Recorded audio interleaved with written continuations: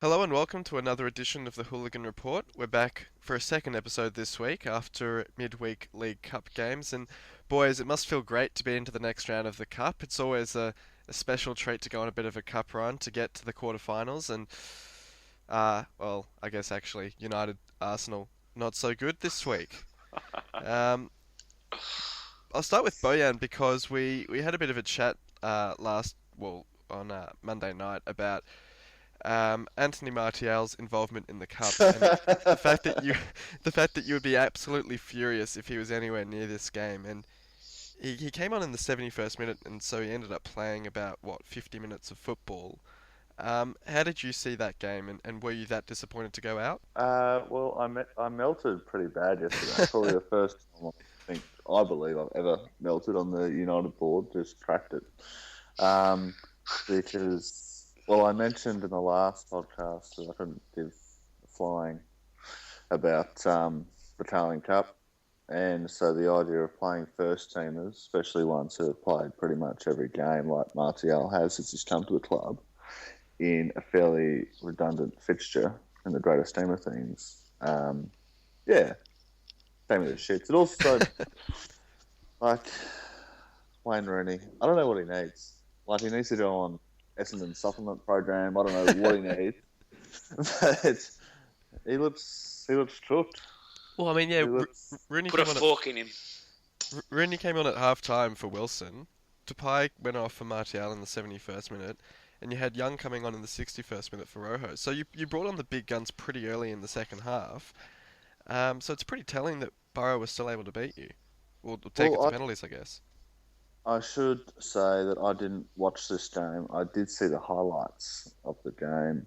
From all reports, Andreas Pereira was best on for us to United, and hopefully Van Gaal gives him an opportunity off the back of this game. But it's interesting that Daley Blind played in this game, and he hasn't played the last couple of games since Phil Jones has come back in, because I don't know what else he did for the day, but did you see his disallowed own goal? No, no. You should have a look at it. It's just bizarre. Like, the ball's played across the box. He's a left footer on the wrong side of the box, and he's gone to clear it and, put Sliced it it. in the net at a really bizarre angle. And it's kind of like, no, he didn't slice it either. It's like, did he Oh, actually right. try to stall? Yeah, it was quite strange. But from what I saw, Fellaini, he can ship off with Rooney to the MLS in January. He's in the team for one reason, and that's to be that bruiser at the end to try and snag a goal from a header. And he's put two open headers over the bar from the 6 yard box. Oh, come on, man. You're getting paid 100 grand a week, spent too much money on you. At least do the basics right. How much longer does he have on his deal? What? Fellaini? Yeah. Oh, I imagine he's probably got 3.5 years left. Because yeah, So, well, I mean, he's been there for 2.5 seasons now, so he must be getting towards the end. it's just pretty annoying that Van Gaal keeps playing first teamers who definitely will need a rest for the business end of the season in these kind Yeah, of games. Like Chris Smalling, do you really need to play 120 minutes in this game? I yeah. don't think so.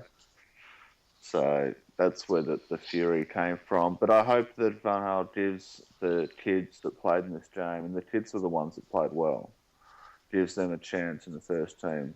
For mine, get rid of Rooney, Marshall up front, and I want to see Pereira on the left-hand side. So you're not too bothered that you've gone out then? Not at all. Well, it's just, especially if I'd be more bothered if Van Gaal was trying to play as many youth players as possible. Yeah, But if you're going to start playing first teamers to the detriment of our league and Champions League campaign later on, then I'm bloody wrapped that we're out. fair enough then. And Cruyff, you had a similar upset for Arsenal against Sheffield Wednesday, and it was a relatively strong Arsenal side. But It's a fake result. so you said that on the board, and why is it a fake result? Oh, no, I was being silly. I was Right. being silly. I actually didn't see any of the I games. I just wanted to ask you about the injuries to Oxlade-Chamberlain and to Walcott. I mean, Oxlade was injured after 5 minutes, and then Walcott about 15 minutes later. I I think that best word to describe is it's unlucky. You wouldn't expect a player to be injured in the first 5 minutes and then his replacement goal 15 minutes later. It's just bad luck at the end of the day, really. I mean, if it happened to any other side, I'm sure they'd agree as well. But Yeah. it's what's made it worse is that it's two players that can play the same position, and we're very short on that side now. I think Mumba made the point that the possibility was that Walcott just wasn't properly warmed up when he was due to come on, due to the injury being so early in the game. Um, I don't know if that played a part or whether that's then a criticism of Wenger, which I think he was implying. But um, it's pretty unlucky, and it's a good win by Sheffield Wednesday in the end. Oh, definitely, you can't take that away from them. But I think we had 2 or 3 players making their debut. Mind you, we did play a few first teamers as well, but I mean, I'm not disappointed that we've been knocked out. It's cleared up the fixture list somewhat by not being in the competition, but I mean, there's worse things in the world than getting knocked out of the League Cup. And another big upset that we should mention as well, well, upset in some senses, is we had Stoke knocking off Chelsea on penalties. The It's ship just kind of keeps sinking further. yeah, it just keeps going from bad to worse for them. Do you guys see this as having any sort of impact on, you know, hastening Abramovich's decision, or will it just have no sort of impact because it's just the League Cup? Or It's hard to tell. I mean, they've lost how many on the bounce? I think 2 on the bounce after West Ham. But yeah, I mean, it's the League Cup. I don't think Chelsea view it as a high priority, which is fair enough as well. But I mean, I don't think it's made things any better for Mourinho in that sense. given they were the defending champions, though, you'd expect that there's almost a higher expectation that they do well in it because of that. They'll at least attempt to defend their title or Well, trophy. Remy scored in the 93rd minute as well or something, so they were behind until Yeah. the very end. And Hazard's in woeful form. I think he missed the penalty that won Yes, Stoke the correct. match, wasn't it? Yeah. Correct. So it's even worse for them. But another player who's bang in form who missed a penalty was Riyad Mahrez against us to send Hull through. It was an interesting game, to be honest. I mean, I followed most of it via a radio stream, and I was listening to Leicester commentators, so I was expecting to get quite a lot of bias towards them. But when I had they on quite a few occasions were quite surprised that Hull hadn't been awarded free kicks, or, for instance, Leicester's goal looked quite offside from Vardy in the build-up. Not to mention that there was a foul on Maguire up the other end beforehand. And these are all things that the Leicester commentators were drawing to attention. So it seemed quite surprising that it tells me, I didn't actually see the game live. I've since seen the highlights, but it tells you that there were pretty blatant mistakes by the ref. And I think Bruce is going to cop a bit of a fine for saying we played against 12 men. But good to get into the next round. Is this the beginning of the end for Leicester? Well, they've been a bit shaky for a few weeks now, and I think they've managed to make comebacks in a lot of games that have sort of disguised the fact that, and Jats has been saying it on the board, that they start games quite slowly and can get hit with a couple of goals. And I think it's happened against Villa, it's happened against Alexis Southampton. Sanchez. Arsenal ran right against them. They only scraped by against Palace. So, I don't They know. didn't deserve to win last week either. The ref really saved them with that blatant penalty on Zaha. And the ref almost saved and them the against us. handball. Yeah. Yeah. I mean, Schwarzer dropped the ball across the line, and that wasn't given. We had Akpom got taken out in the box, and he was given a card for simulation when everyone was certain that he'd been knocked out, like he'd been taken out. Fouled, yeah. So there were a few very, very strange incidents in that game, and I think ref was trying to help them along the line again, but The better football club prevailed. absolutely, the better football club, and we now get to take on City, or Man City, that is. That's the end of your competition. Well, on the point that you guys have just made, that it clears up the fixture congestion for you guys having been taken out. I was reading an article just before coming on for the podcast where it was a Manchester Telegraph or Manchester whatever article basically saying that City were now going to have such a pile-up of fixtures due to this League Cup game. I almost wonder whether they will take it a bit more Yeah, lightly. but they have that deep of a squad. I mean, granted they do Yeah. have injuries, but they have a deep squad, and it's not like their bench players aren't any good. They started most other clubs in the Premier League. Well, yeah, I mean, it will certainly be interesting to see how seriously we take it. We got a 1-1 draw there last year, courtesy of a Myler goal and then a very, very, very late Milner free kick. So it's not beyond the realms of possibility that if they do rest some players and when we're, you know, playing our full strength side, that it could be a decent contest. But we'll see what happens. I think it's end of November. Is it in Manchester? Yes, it is. So yeah, yeah. they'd definitely be favourite. I mean, Oh, if absolutely. it was at Hull, you might have a bit of a chance, but Manchester, I think, it almost guarantees that they're going to go through. Yeah. Well, we'll move on now and chat about the coming Premier League games, and we'll start with the blockbuster Stevie Gerrard tribute match between Chelsea and Liverpool, which is the early game. And how do you guys see this one? I think Jurgen Klopp would be thinking being Liverpool is terrible. I mean, they haven't really. I mean, he's only been a few games in charge, but I mean, things aren't looking great so far. But I guess he's got to take time to tell the players the way he wants them to play. Then they have to learn the tactics and whatnot, and he needs to bring in players that suit his system. But I mean, I don't think it'll be an entertaining game by any chance. It'll be quite an interesting game. Normally, I don't tune into these games because Mourinho just parks the bus and then manages to jag one on the counter attack. But he needs to win, Mourinho. I wonder how parking the bus is going to go against Klopp's high pressing style. It'll either go one or two ways. Chelsea will either fold and get belted, or Liverpool could tear them a new one. So, but I will side on history here, and I will pick 1-1 draw. Is it at Anfield or the Bridge? It's at the Bridge. I think that gives Chelsea a slight advantage, but I mean, as Mourinho does need to win, and I think if they did win this game, it might give them the confidence they need to sort of bounce back from the doldrums they're in. But I mean, it's Liverpool aren't rubbish, so it's definitely interesting, particularly with Klopp in charge as well. I mean, certainly, I think if Chelsea were to win this, say 2-0 or 3-0, it could certainly be a catalyst for them to bounce back and really start a resurgence. But a big knock if for Liverpool too, if they lost by that margin, it'd really put a dent in their confidence. Yeah, well, exactly. But I mean, I think Costa's out injured, so I presume it'll be Remy starting up front for them, unless Falcao gets the nod. But that would be quite surprising. Oh. Poor Badger. I feel like if he wasn't getting paid, 10 or 50 grand a week, I feel really sorry for him. It's got to be one of the most maligned footballers, one of the biggest kind of hero to zero stories you'll see. He tries so hard, but it's not.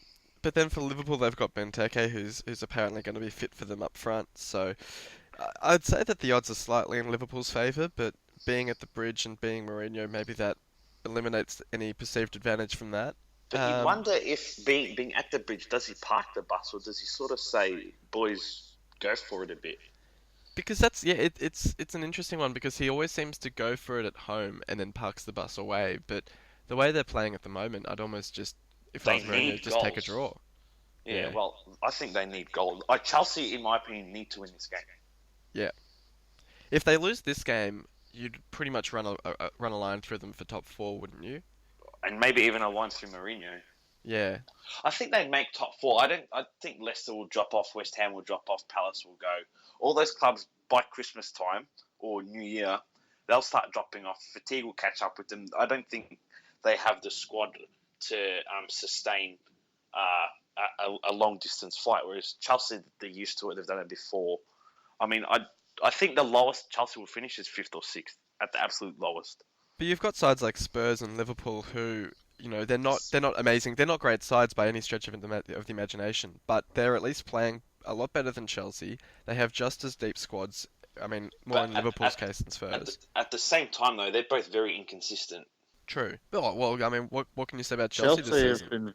Very Well, consistent. Actually, yeah, Chelsea, right now 'cause they're Chelsea have losing. been very consistent. Yeah, Because they've been losing. They've been playing Yeah. like rubbish, and it's been week in, week out like that. So yeah.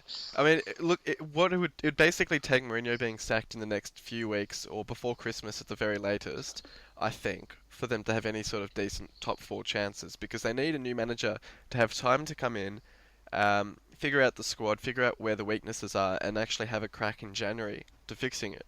yeah, you do wonder how close Abramovich's finger is to the trigger, I reckon it must be surely if or they if the lose to hand and if the hand is on the gun.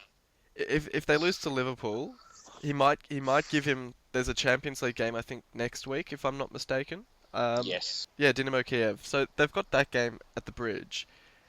If they lost that one, you'd have to say that it's a certainty that he's gone, because Abramovich has always rated the Champions League slightly higher than the Premier League. Was it Ancelotti that got sacked despite winning the Premier League because Correct. he didn't get them through in the Champions League? Yeah. So, yeah, I mean, you'd have to think it's pretty close to the end for him. Yeah. What's your prediction Hopefully for the not. game then, Cruyff? I reckon probably a draw, but maybe I don't know. It'll go one of three ways. It'll be a win, loss, or a draw for Chelsea. But Jesus. but I can't see Liverpool winning. I think Chelsea will either win or draw, but I could be entirely wrong. I have actually no idea, to be honest. It is one of those games where any result could be plausible. I mean, I'm probably going to back a 0-0 draw just based on the history of this sort of fixture for Mourinho, but yeah, it's going to be a very close one. I don't think it'll be an entertaining game. No. We've got Palace against United up at midnight, or at 2 a.m. now actually, because they've the time differences now. But That's an interesting game. it could be quite an interesting game, yeah. Yeah, I mean, it's Palace have been doing quite well, but I think they're starting to fade a bit. But I mean, if it's at Palace, I think they've got every chance of getting a result. Particularly with United playing 120 minutes during the week, and that Martial playing 77, as you mentioned, which Bojan was incredibly pleased about. Is it at Selhurst Park or Old Trafford? It's at Selhurst.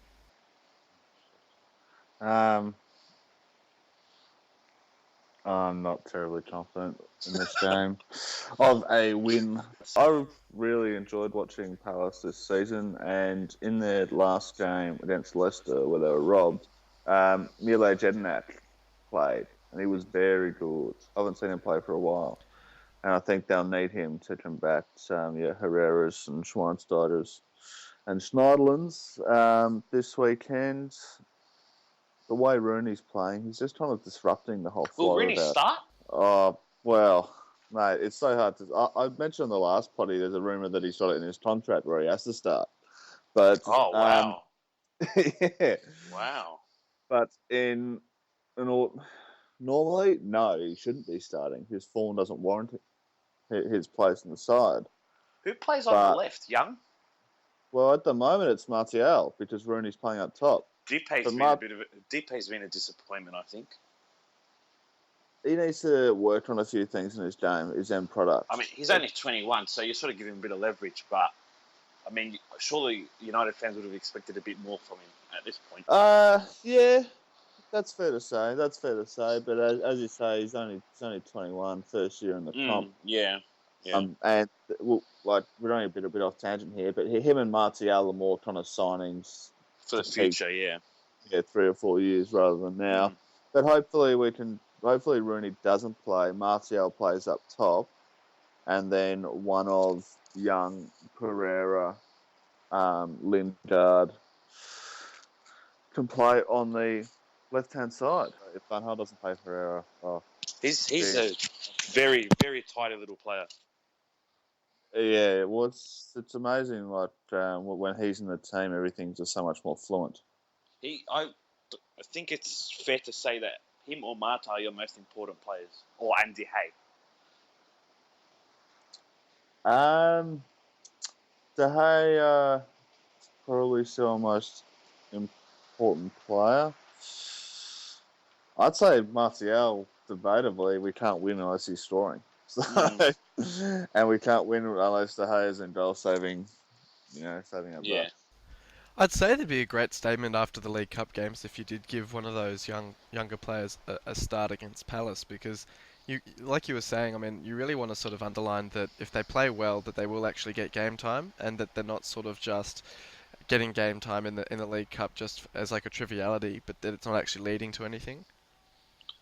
Absolutely, mate. I couldn't agree more. And there are parallels with kind of footy here, um, in the way that this team and squad at their best may be able to win the Premier League this year, but it's probably only going to be a 10 to 15% chance.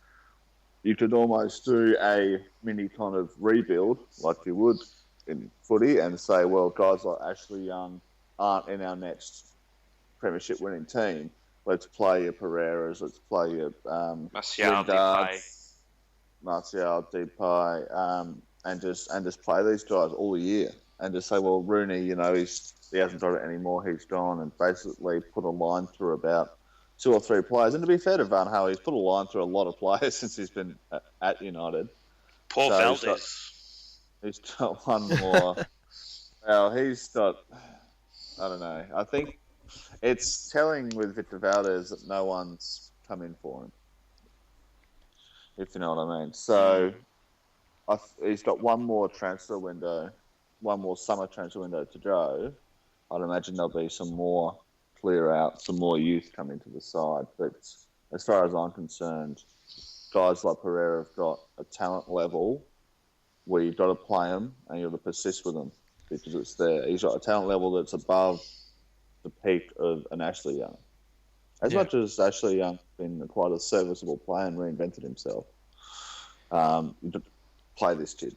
It's a bit of a similar story at Hull where we've got a young centre back, Harry Maguire, who had an absolutely outstanding game against Leicester, but there's a lot of debate about whether he should be starting on the weekend over Alex Bruce because everyone sees Alex Bruce as a bit more of he's a higher level player at the moment. But Maguire being 21, he's got a lot more upside. He needs to be getting that game time, and he played 150 games for Sheffield United before moving to Hull. Wow. Before the age of 21. So that's an amazing statement in itself. But he's just come into our side and basically sat on the bench a lot, and it stagnates their development a lot. And I imagine a lot of your youth are playing in the under 21s, but for those that aren't, who are sat on the bench, or for those that are, but where the under 21s are below them, it's really not helping their development, not getting more game time in the seniors. And it was good to see Lingard get a go last weekend against Man City, I suppose. Yeah, it was, and he played Champions League against CSKA away, so he's been given a couple of opportunities now, and he's certainly done nothing wrong, and he's done nothing to say that he's not worth persisting with. On the under 21s, mate, that comp is a joke. Seriously, United have played four league fixtures in the under 21s this whole season. And they're talking about why football's undeveloped in England, or why English players aren't coming through. Well, if they're not playing any games, it's not really helping them. And on your young player, it's a little bit slightly different because you kind of financially and status-wise need to kind of get promoted again this year. And the longer you're out of the top league, the harder it is to get back. But you'd think against the bottom half of the table, this kid should be playing. Oh, sure, and the level of difference between his output and Bruce's isn't that significant. I mean, against Birmingham, he came on when Bruce got injured, so it's not as if he's some 18-year-old kid in the reserves. It's not a huge difference, but people just sort of saying.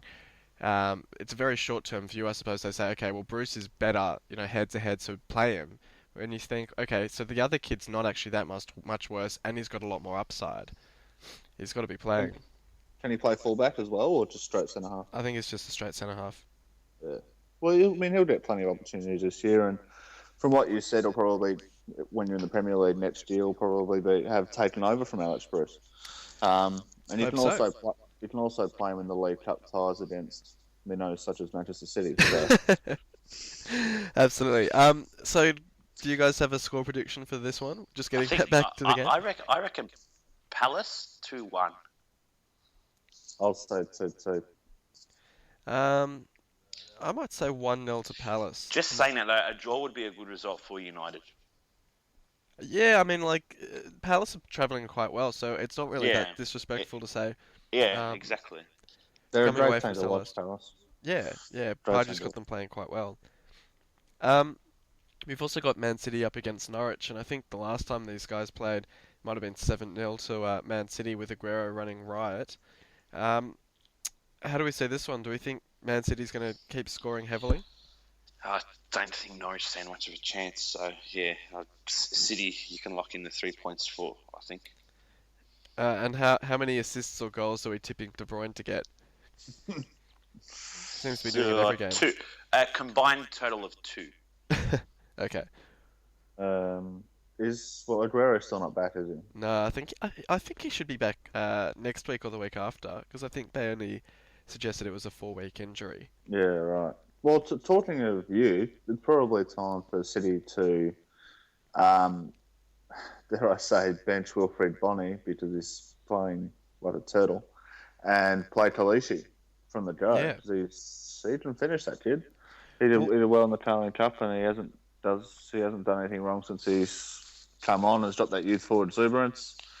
So I'll say 3-0 City. Norwich aren't as bad as people think. They're not they're not that bad. Robbie Brady dominant. Yeah, but it's just that City are that good. Yeah, but they That's don't know what. forwards, mate. Well, they don't know Yeah, centre but they forwards. have midfielders who can score. They still managed to score I 5 goals know. against Palace in the League Cup with no forwards. Well, they had Kalishi. Well, that's the point, Um, and And Mumba's and been Iheanacho. it's no, that's that is Kalishi. Oh. Yeah, yeah. um Whoops. Out there. Oops. but Mumba's been Mumba's been crying out for a bit of youth to come through for City, and it was great to see them actually get a chance in the League Cup, and even more so to see them actually scoring goals because obviously Pellegrini's going to look at that, and that'll be what he bases a lot of his judgment around. And given that they haven't put a foot wrong in the League Cup, you can't really justify not including them against Norwich. So yeah, hopefully Inacho or Kalichi gets a start against Norwich and see how he goes. Probably play 5 in midfield now and play Demichaelis as a holding mid. After you said that. um, Newcastle against Stoke. It's a. Oh, actually, sorry. Did I get a score prediction from Cruyff for Man City? Oh, if it's at City, I'd say 3 or 4 nil. Yeah, I'll probably go 3 or 4 as well. Newcastle against Stoke. It's a big one for Newcastle because they're really on the slide, and that 3 Put a 0 line. loss to Sunderland. As far as I'm concerned, put a line through Newcastle. They're finished. They can Yeah. get relegated. Newcastle 5-0. Stoke are putrid. Yeah, Outside but of Jack Butler. Newcastle aren't much good either. They played well against Sunderland, but had a pretty harsh red card that sort of ended their chances in that one. But they're not looking great. They're not looking like they're gonna go on a sort of 5 or 6 game winning run like they did last season to keep them up. Yeah, I'll put a line through them. They're done. Yeah, I might go 2-0 to Stoke in that one. I think it'll be a draw. Is it played at St James? Yeah, it's at Or St Britannia? James. 1-1.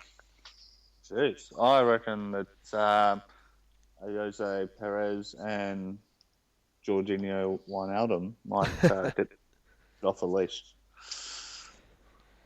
And Yep. yeah, so 5-0. I'll 5-0. Yeah. back it in.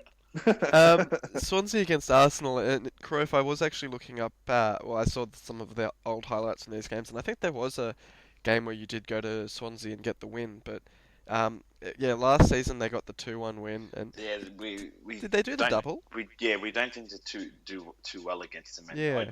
I'm expecting a loss. To be honest, I don't think we'll win, particularly with it being in Wales as well, and the injuries we copped midweek, which leaves our right wing questionable at the moment. So I don't. I mean, obviously, I'd love for us to win, but I just don't think we will.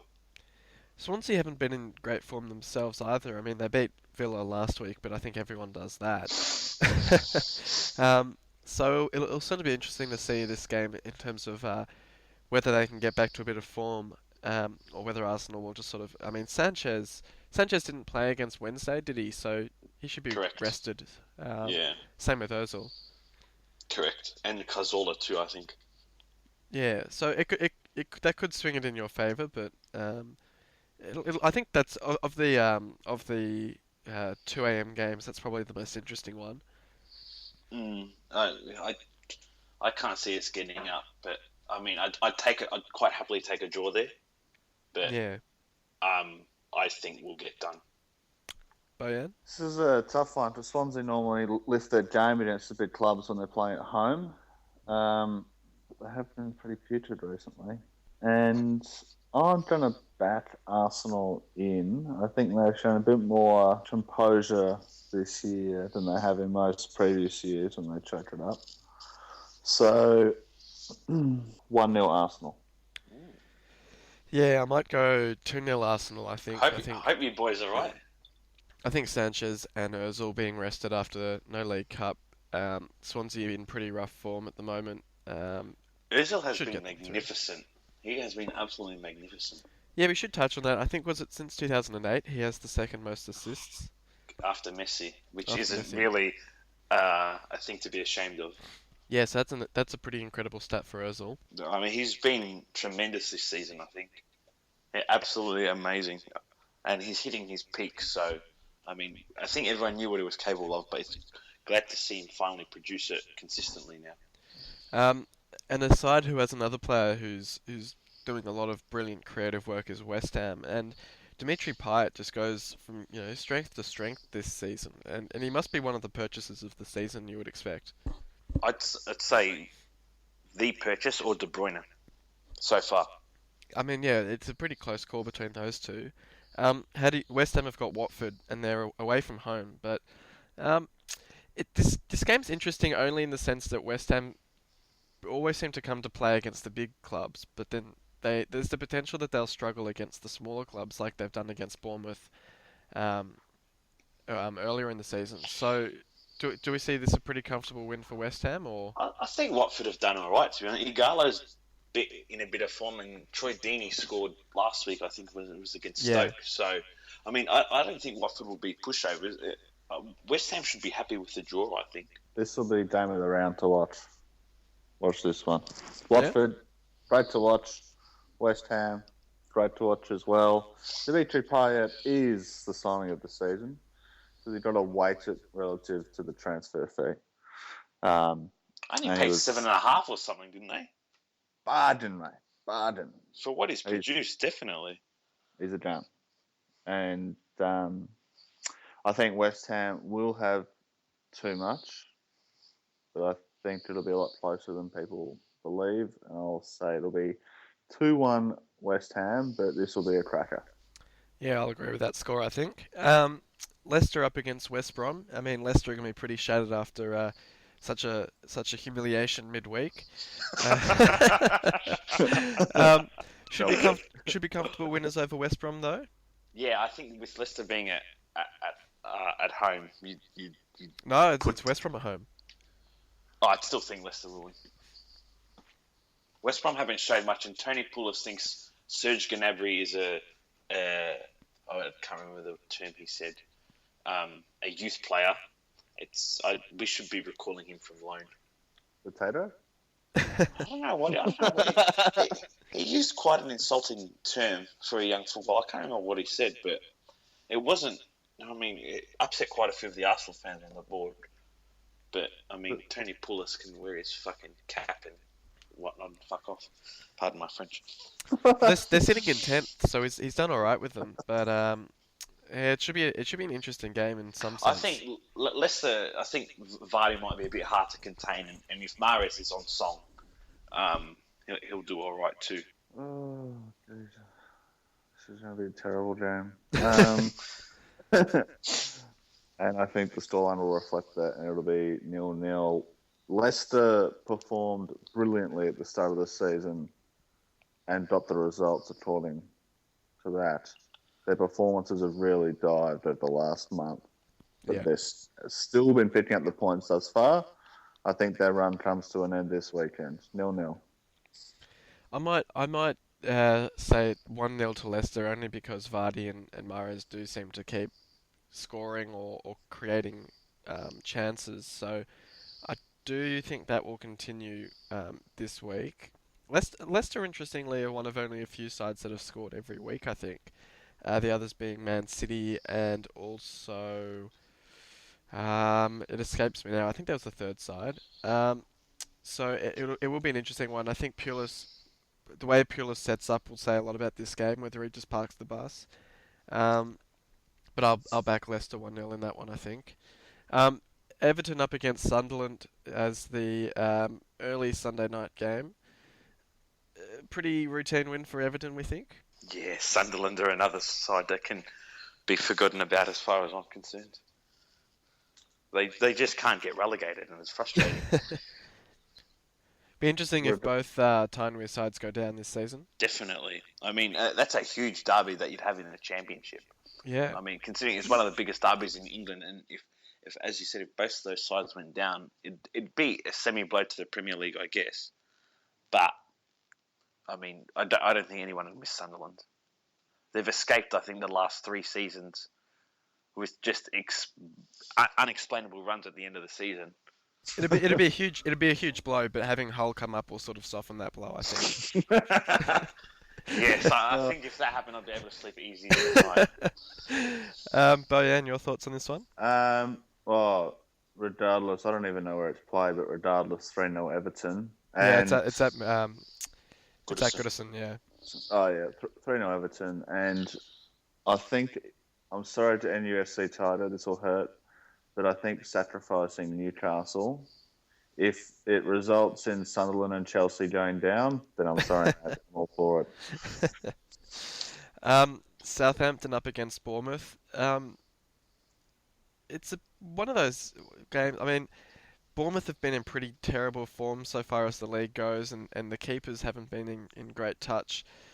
Can you really... Adam Federici, oh my goodness. Yeah. Oh my goodness. One of the worst keepers I have seen in my 14 years of watching football. And Brook hasn't looked much better because Brook played last week. Oh, he's just as bad. They may as well cut their arms off. And they're useless. Big win for Southampton then? I think they'd do it comfortably. 3 or 4-0 perhaps? Yeah, you wouldn't put it past them. Yeah. Poor Bournemouth. January transfer window can't come soon enough for them. Yeah. If ever a team needed emergency transfers, I think that would be Bournemouth. They need someone that gives Glenn Murray a chop out. Yeah. So maybe Kramaric, maybe Falcao, Rooney. Yeah, that's a good idea. You don't even loan Bournemouth Wayne Rooney. I'm happy with that. He might do well at a big club. Oh, cheers. But yeah, Bournemouth. They're still they're not the dreary Sunderland just playing absolute shite from week to week and arsing their way through the season. They're still trying to play nice football, which is good to watch. But they didn't get belted this weekend, 3-0. And then final game of the round, we've got Spurs up against Villa. And has there been any word on who the new Villa manager is going to be? I mean, I haven't really heard much in that respect. Whether they'll have a caretaker manager for this game, I presume. No clue. No clue. Yeah. A bit interesting that Sherwood got sacked the week before they played Spurs, which would be a bit unfortunate. It would have been nice to see him have a go against Spurs, but Spurs at home for this one. Kane got a hat-trick last week. Is he back on track? Hard to tell, because he scored the other week. He scored an own goal and no, didn't he score an own goal and a goal in the same game? No, he scored. What? I thought he scored against Man City and then he got the own goal against Swansea. Ah, right. Well, I mean, it's hard to if he scored again this week, maybe you'd say, oh, he's returning to form. But I mean, it's hard to tell really. He's been a one-season wonder. But again, he is young, so you give him that bit of leverage. He's had even in the last couple of weeks, he's had so many chances. He's just not striking the ball the way he was last year. There's no confidence. I don't think so. We were saying on Monday, when you compare him to someone like Vardy, the difference is just huge in terms of confidence. Oh, confidence, yes.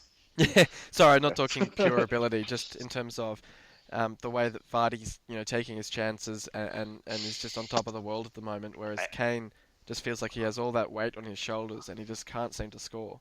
Vardy's been fantastic, definitely, and I think that's what Kane was like last season. Yeah. So Oh, can we see he's past the Spurs? Kane's a very different striker, and he scores his goals from the edge of the area and I mean, and with his head. I just mean in terms of scoring, no, like scoring goals, not the way they scored, sort of thing. Yeah, I'd say Spurs. Villa are rubbish. Villa are Is there absolutely any sort rubbish. of dead They, cat bounce for Villa? New manager coming in, they yeah. might get a result. nah.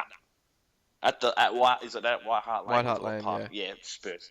I think Spurs will do it comfortably. Yeah, Spurs to do their usual downhill skiing on minnows, win. Like they did against Man City, you mean? Well, that's downhill skiing like Danny Myler. He hasn't stopped scoring since you made that comment, and it's great. I love it. Well, he's downhill skiing all over the amateur. Okay, no worries then. Do you guys have any final thoughts? Go the Hull City Tigers. Oh dear. A tiger is better than a fox. Every day of the week. Every day of the week. Bojan? I have persisted and stuck with the philosophy for the last, 18 months. Starting to get frustrated. What would you So- want to see Van Gaal change? Besides, is it just the personnel? His Or is job it the title. style? Mate, I don't think he'd do it. She'll go back to Holland after he finishes up, but he'd be great running a youth setup somewhere with Franz Hurt, teaching kids how to play the game, in terms of improving their technical ability. But like play some of these young, emerging, talented youngsters. I mean, it's still got to be when you are recruiting the best 14, 15, 16-year-olds in England or the world, being the one club in England that actually plays these youngsters is a big draw card. Yeah. So United have got to start playing these kids on a more regular basis. And Wayne Rooney, get him out of my sight. No worries. Well, thanks very much for coming on, boys. Thank you for having us. Second podcast in a week. And thank you all for listening in. And we'll be back probably on a Monday next week. And until then, hopefully your side gets the win. And we'll see you on the forums.